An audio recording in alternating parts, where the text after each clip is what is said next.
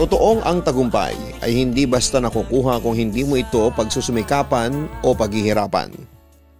Ay nga sa isang kasabihan na nabasa ko, success doesn't happen overnight. Marami kang pagdadaan ng hirap at pasakit upang makamit ito. Kakibat din ito ang pagsasakripisyo at gawa upang ang inaasam mong pangarap ay maging abot kamay. Inaanyayahan ko kayong pakinggan ang kwentong tagumpay na ipinadala ng isa nating letter sender ngayong araw. Dear Papa Dudut, good day po, tawagin niyo na lamang po ako sa pangalang Anika. 28 taong gulang, isa po akong masugid na tagapakinig ninyo, Papa Dudut. Nawiwili po ako sa inyong mga horror stories, pero mas nawiwili po akong pakinggan ang mga nagpapadala sa inyo ng liham ng tungkol sa kanilang success stories. It gives me drive na mas pagbutihan at pag-igihan pa ang mga bagay na ginagawa ko sa pang-araw-araw. Marami na po akong narinig na inspirational and success stories sa channel ninyo. At talaga namang saludo at humahanga ako sa kanila. Naisip kong siguro ay hindi naman masama na magbahagi din ako ng sarili kong istorya. Though hindi man po ako sobrang successful talaga, pero masasabi ko pa rin na kahit papaano ay may na-achieve na ako sa buhay, lalo't kung babalikan ko ang aking mga pinagdaanan. Galing po ako sa isang mahirap na pamilya, Papa Dudut. At kapag sinabi ko pong mahirap ay talagang mahirap. 3 po kaming magkakapatid at ako ang panganay. Construction worker po sina tatay, samantalang si nanay naman ay gumagawa ng basahan na ibinibenta namin tuwing gabi sa bangketa o sa kung saan may mapupwestuhan. Sa ganong klase ng trabaho ay hindi po talaga sasapat sa aming buong pamilya yon. Nay, wala na pong laman ng bigasan. Minsang sabi ko nang utusan ako ni nanay na magsaing. Nako, ganun ba anak? Teka, tugon niya. Agad siyang pumunta sa tukador at kinuha ang kanyang wallet. Binilang-bilang niya ang laman noon, Papa Dudut, habang pinagmamasdan siya. At base sa mga nakita ko ay rumihistro sa kanyang mukha ang kalungkutan. Naku, hindi na pala kasya itong pera ko anak, ang sabi ni nanay. Ano't mangutang ka na lang kaya muna kay Maring Minda? Utos pa niya. Inay, hindi pa natin nababayaran yung utang doon nung nakaraan, wika ko. Kapag tinanong niya kung kailan tayo magbabayad ay sabihin mo na lamang nakakausapin ko siya. Ako na kamo ang bahala. Sige po, saad ko. Saka dagdagan mo na ng 2 balot ng tuyo at 2 itlog ha. Pahabol pa ni nanay. Agad naman akong tumalima sa utos niyang yon, Papa Dudut. Mabuti na lamang at good mood si Ate Minda ng mga oras na yon dahil hindi ako nakarinig ng kahit na anong mga salita. Madalas kasi kapag mainit ang ulo niya at nasaktuhan ng mangungutang kami kung ano-ano ang narinig namin sa kanya. Wala naman po kaming magagawa kundi tanggapin na lamang ang mga sinasabi niya dahil nangungutang lang naman kami. Nang makauwi ay agad na iniutos ni nanay sa akin na isaing ng bigas at iprito na ang itlog pati na rin ang tuyo dahil malapit na rin kaming maghapunan. Maya-maya rin kasi ay uuwi na si tatay galing sa pagkukonstruksyon at ang 2 ko pang kapatid na parehas panghapon ang pasok sa kanilang eskwelahan. Pagkatapos namin kumain ay isasalansan na namin ang mga basahang hindi na ibenta ng isang gabi at ang mga ginawa pa ni nanay ng araw na yon para ibenta. Abala ako noon sa aking ginagawa ngunit ganoon na lamang ang gulat ko ng pag-uwi ng 2 nakababata kong kapatid ay may maliit na pasa sa mukha si Junjun ang sumunod sa akin. O ano nangyari sa iyo Junjun? Bakit may pasa ka dyan sa mukha mo? Gulat kong tanong. Ate, wag niyo po sanang pagalitan si Kuya Junjun. Pinagtanggol niya lang naman po ako sa mga kaklase niya eh. Bigla ay sabi ni Renren sa aming bunso. Ha? Anong ibig mong sabihin Ren? Tanong ko pa ulit. Hinihintay ko po kasi si Kuya Jun sa labas ng klase nila dahil nauna po kaming pinalabas ng teacher hanggang sa nakita po ako ng mga kaklase niya galing sa CR at inaasar po nila ako. Sinasabihan po nila ako ng pulubi, inosenteng kwento ng kapatid ko. Bakit ka naman nila inaasar ng pulubi? Kasi po yung sapatos ko nakabuka na, tugon niya. Doon ay tila kinarot ang puso ko, Papa Dudut, ng pagmasdan ko ang sapatos ng aking kapatid. Wala naman akong magawa bilang panganay dahil gaya nila ay estudyante lang din ako. At wala pang kakayahang ibigay sa kanila mga bagay na gusto o kailangan nila. Pagkatapos nila akong asarin ay tinulak pa nila ako. Nakita po yun ni Kuya kaya siya sumugod at sinuntok niya rin ang kaklase niya na tumulak sa akin. Pagkasuntok niya ay doon ay nasuntok din siya nito sa mukha kaya po nagkaroon siya ng pasa. Kwento pa ulit ni Ren. Naku, halika't puntahan natin yung mga kaklase ninyo. Isusumbong natin sila. Naiinis na sabi ko dahil awang-awa ako sa dalawa kong kapatid, Papa Dudut. Ate, wag na. Pigil sa akin ni Junjun. Anong wag na? Tingnan mo nga yung ginawa nila sa'yo. Naiinis na sabi ko. Wag na ate. Ulit pa ni Junjun. Sinunod ko na lamang ang kapatid ko, Papa Dudut, dahil kahit nainis na ako sa mga kaklase niyang gumawa noon sa kanya. Kilala ko ang mga kapatid ko, Papa Dudut, na hindi sila palaaway. Lalong hindi sila magsisimula ng gulo dahil yun ang palaging turo sa amin nila nanay at tatay. Nang maghapunan ay napansin din nila ang pasa ni Junjun sa mukha at pinayuhan ang mga ito na hanggat maaari umiwas sa gulo at wag nang pumatol sa mga bagay na alam nilang maglalagay sa kanila sa alanganin. Opo, Papa Dudut. Ganon ka selfless ang payo na ibinigay sa amin ng aming mga magulang na kahit pa kami na ang agrabyado ay kami na lamang din ang umiintindi sa sitwasyon. Siguro dahil na rin sa alam nila kung paano pinaiikot ng pera ang mundo natin. Lagi nilang iniisip na wala kaming kakayahan na lumaban dahil mahirap lamang kami at baka tapakan lamang kami ng mga tao na may kakayahan sa mga bagay na hindi namin kaya. Dahil doon ay pinangako ko sa sarili ko na hindi pwedeng palagi na lamang ganon. Hindi pwedeng lagi kami ang talo. Ipinangako ko sa sarili ko na may maaabot ako. Pinanganak lamang akong mahirap pero hindi ako mamamatay ng mahirap. Yon ang nakatatak sa isipan ko noon pa man. Gayunman ay hindi palaging magiging madali ang pagdadaanan ko, Papa Dudut. Marami akong naranasan na kung minsan ay naiisip ko na lamang na sumuko at wag nang ipilit pa ang pangarap ko. Gaya na lamang ng isang beses na kinailangan namin ng pera para sa school project. Ngunit walang-wala kami dahil ipinambayad ni Papa ang sweldo niya sa mga utang namin at ang kinita naman ni Mama sa pagtitinda ng basahan ay inilaan sa pang-araw-araw na gastusin namin sa bahay at pamasahin naming magkakapatid papunta sa eskwelahan. Kaya naman naisipan ni Papa na manghiram muna sa kanyang pinsan. Natawagin na lang natin sa pangalang Tito Arman, Papa Dudut. Nagtatrabaho po si Tito sa bangko bilang isang bank manager habang ang asawa niya naman. Tatawagin na lang natin sa pangalang Tita Lara ay isa namang HR manager. Tandang-tanda ko pa noon, Papa Dudut. 6:00 ng gabi bago kami magbenta ni nanay ng basahan ay dumaan muna si tatay sa bahay nila Tito kasama ako. Sa pakay na manghihiram muna ng pera sa school project. May kalakihan kasi ang kakailanganin kong pera at hindi kaya nila nanay na ibigay sa akin yon ng isang bagsakan lang. Lalo na't maliit lamang ang kanilang kinikita. Tao po insan, tao po. Tawag ni Papa kay Tito Arman mula sa labas. Agad namang lumabas si Tito Arman mula sa kanilang bahay at sakto naman dahil halos kakauwi lang daw nito galing sa trabaho. O insan, aparito ka. Halika, pumasok kayo, anyaya pa ni Tito. Hindi na insan, didiretsuhin ko na ang kailangan ko. Ano kasi may project tong anak kong si Anika sa eskwelahan nila. Tatanungin ko sana kung pwede ako makahiram sa'yo. Diretsang sabi pa ni tatay. Oo sige, teka lang at naputo lang sasabihin sana ni Tito nang lumabas si Tita Lara para alamin kung sino ang kausap nito. Nang malaman niyang kami ang kausap ni Tito Arman ay nakita ko na kaagad ang pagkadisgusto ng ekspresyon niya, Papa Dudut. Noon pa man ay alam ko namang hindi na kami gusto ni Tita Lara.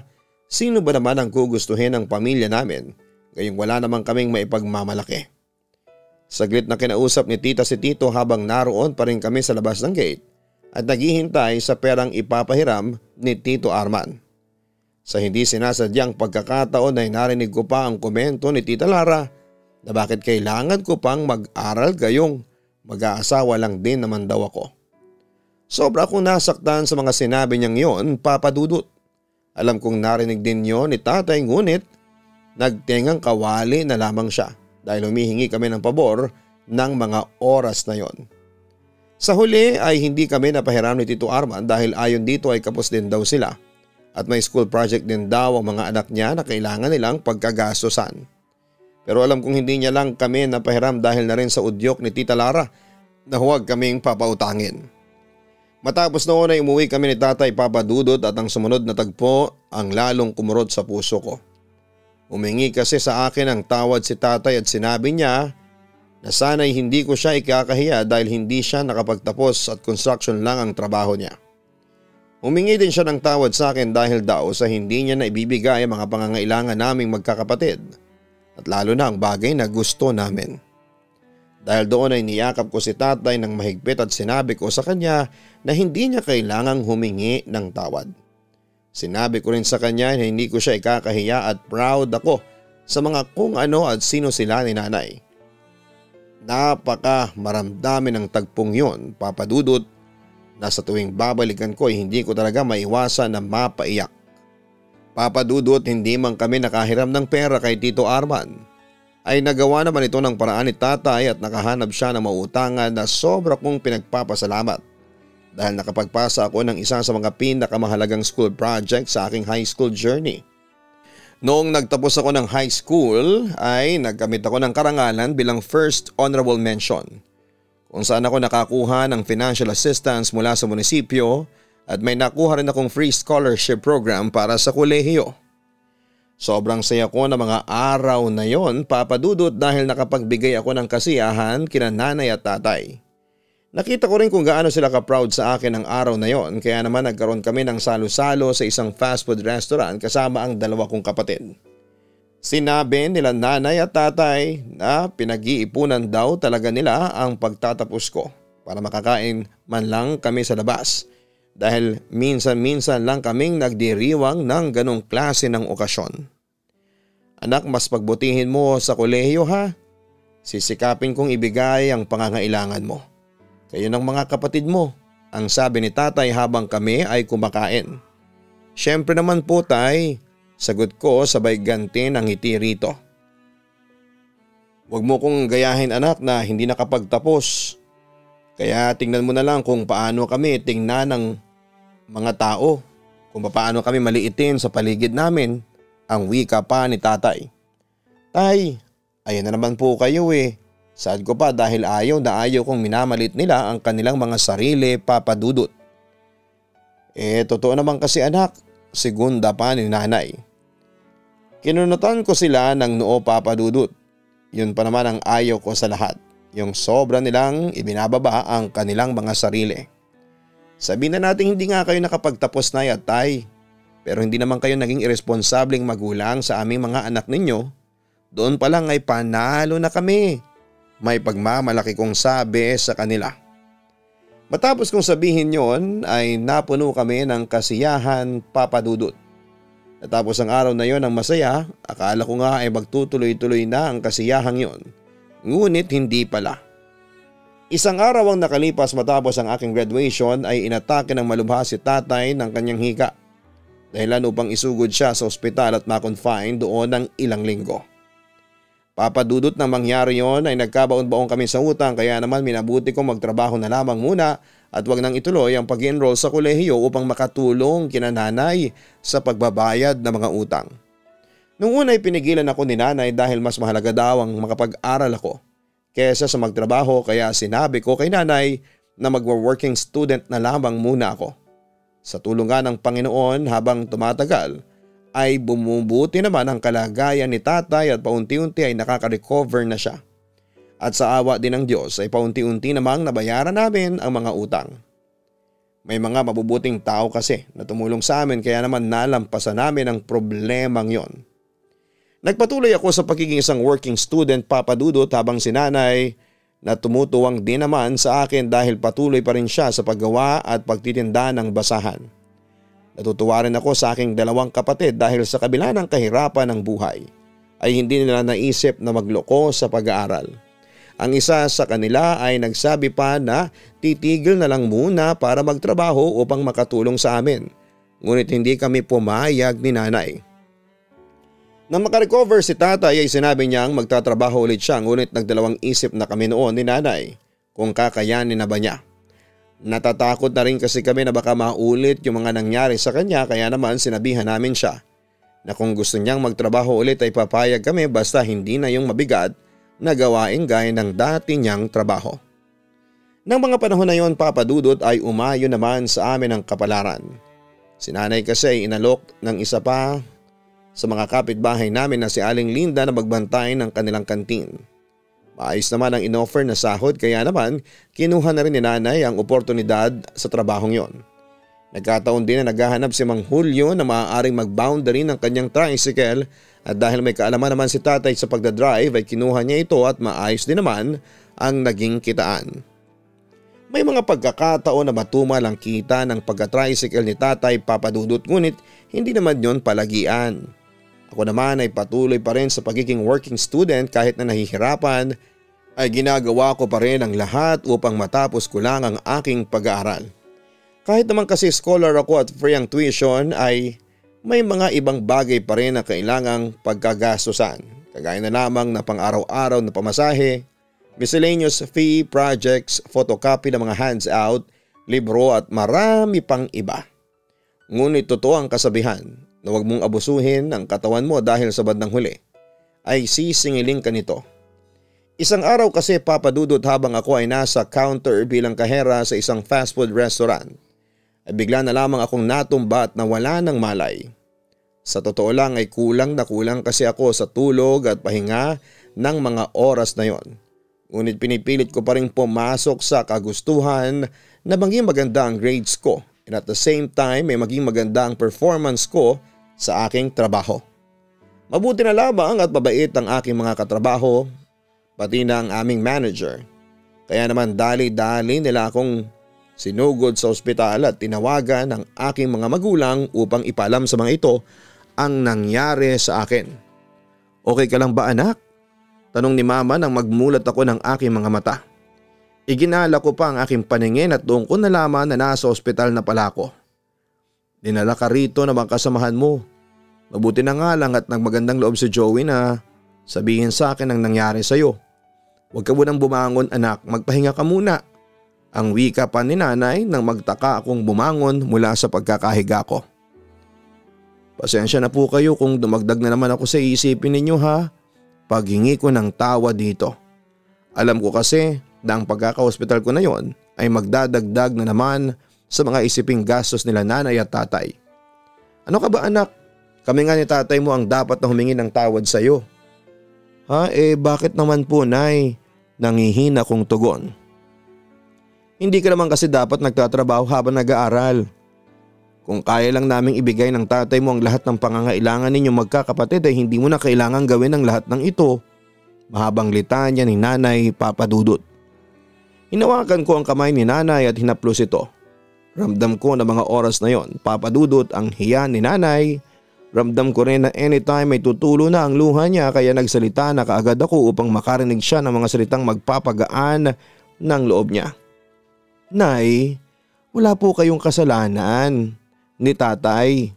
Simula bata pa po ako ay nakita ko na kung paano ninyo paghirapan at pagsumikapan ng mga bagay na dapat maibibigay ninyo sa akin, sa amin ng mga kapatid ko. Siguro nga hindi ako pinanganak na mayaman. Pero hindi rason yon, nay, para hindi ako makaahon sa pinagdadaanan natin ngayon, ang sabi ko pa. Napakaswerte ko talaga sa iyo, anak. Sa puntong yon ay hindi ko na naiwasang tumulo ang luha ni nanay. Pagkatapos ay niyakap niya ako at saka hinalikan sa noo. Swerte din kami sa inyo, tay, nay, ganting sabi ko pa. Papa Dudut, ayon sa doktor ay dala daw ng over-fatigue kaya bigla na lamang akong nawala ng malay sa trabaho. Iminungkahi ng doktor na kung maaari magpahinga muna ako. Kung maaari din daw ay tumigil na muna ako sa pagtatrabaho at huwag abusuhin ang aking katawan. Maswerteng araw at okay pa ako. May mga pagkakataon daw kasi sa ibang patient na malalaman na lamang nilang malala na ang sakit dahil na rin sa sobrang pagtatrabaho. Matapos na nangyari sa akin yon ay pinayuhan ako ni nanay na tumigil na muna sa pagpa-part-time job at i-focus na lamang muna ang aking atensyon sa pag-aaral.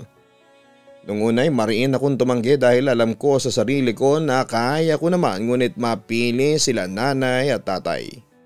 Binigyan nila ako ng assurance na gagawin nila ang lahat at igagapang nila ang pag-aaral ko.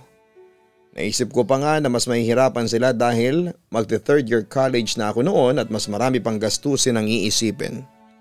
Sa kabilang banda ay naisip ko rin na magtiwala sa kanila. Isa pa, Papa Dudut, ay may mga bagay na kailangan kong pagtuunan ng pansin pagdating sa pag-aaral. Gaya na lamang ng thesis, maraming research paper pati na ang OJT. Papa Dudut, sa awa ng Diyos ay nairaos ko ang kolehiyo at nakapagtapos ako at nagkamit ng karangalan bilang isang cum laude. Sa kabila ng mga paghihirap na naranasan namin ng aking pamilya, ay nagawa naming mapagtagumpayan ang isang bagay na matagal na naming inaasam ng aking mga magulang. Sobra ako naging thankful, Papa Dudut, dahil nakaagapay ko sila sa aking throughout my journey. Ngayon ay nagtatrabaho na po ako sa isang kilalang kumpanya at masasabi kong higit pa sa sapat ang aking kinikita.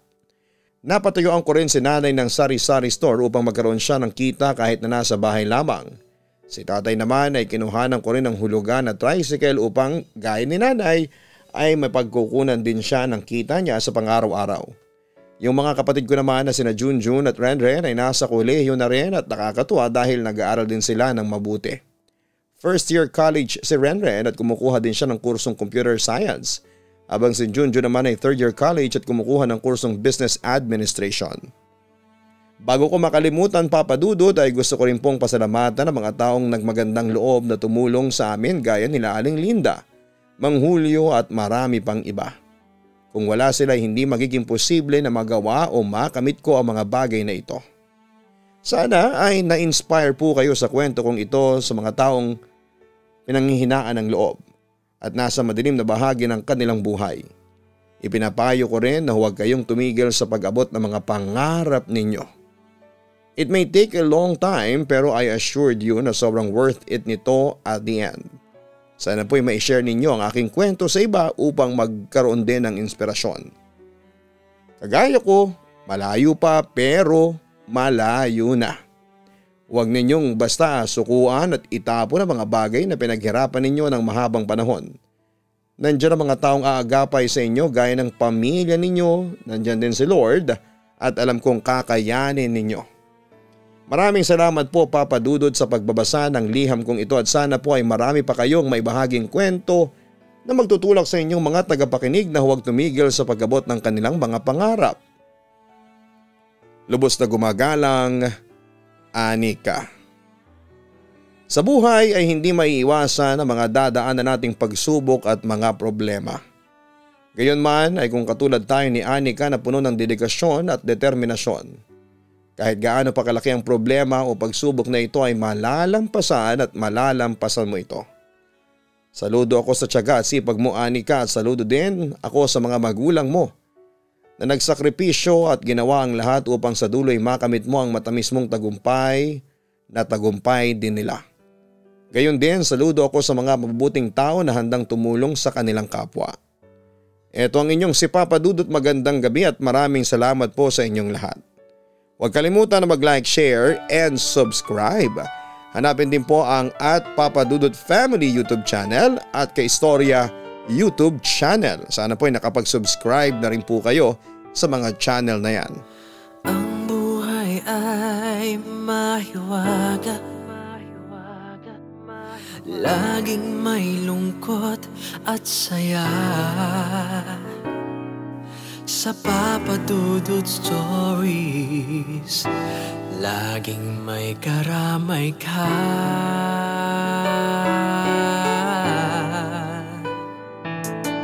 Mga problema bigat. Dito ay pakikinggan ka sa Papa Dudut Stories. Kami ay iyong kasama. Dito sa Papa Dudut Stories, ikaw ay hindi nag-iisa.